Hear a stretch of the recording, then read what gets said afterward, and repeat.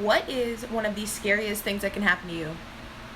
If you didn't say being buried alive, you should probably rethink, because there was a woman who was literally buried alive and wrongfully pronounced dead, but luckily they found her before she died. So, 1915, there is a woman named Essie Dunbar.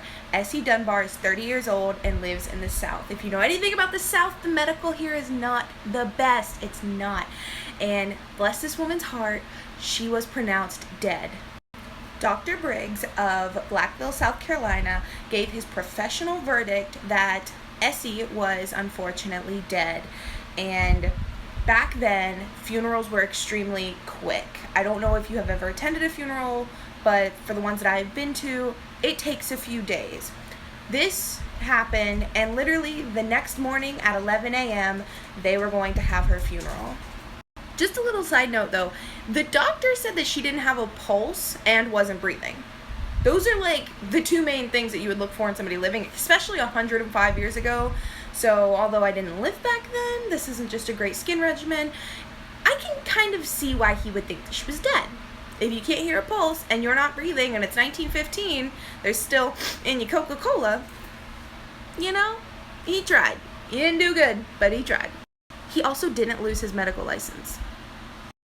So Essie had a sister, and the sister was informed late about her sister's passing. So her being in the neighboring town, she was late to the funeral. They had already lowered the coffin, they had already reburied it, but because her funeral took longer than others, she had not one, but 3 preachers. Sorry, I had an eyelash in my eye.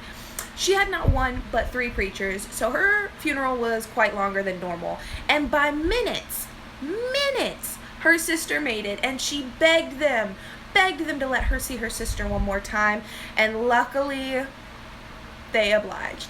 And when they took it back up and they opened the coffin, guess who was smiling at her sister? Essie Dunbar. She was smiling and probably extremely grateful that her sister begged them to dig her back up. When they dug her up and she crawled out of her grave, the 3 pastors fell into the hole. The shortest one, unfortunately, suffered from 3 broken ribs because the other 2 trampled him to get out. Yeah. But she went on to live 40 more years, even though everybody in her town from then on thought that she was part zombie. Others thought that she was part ghost. Either way, she got weird stares. But luckily, Essie Dunbar lived another 40 years.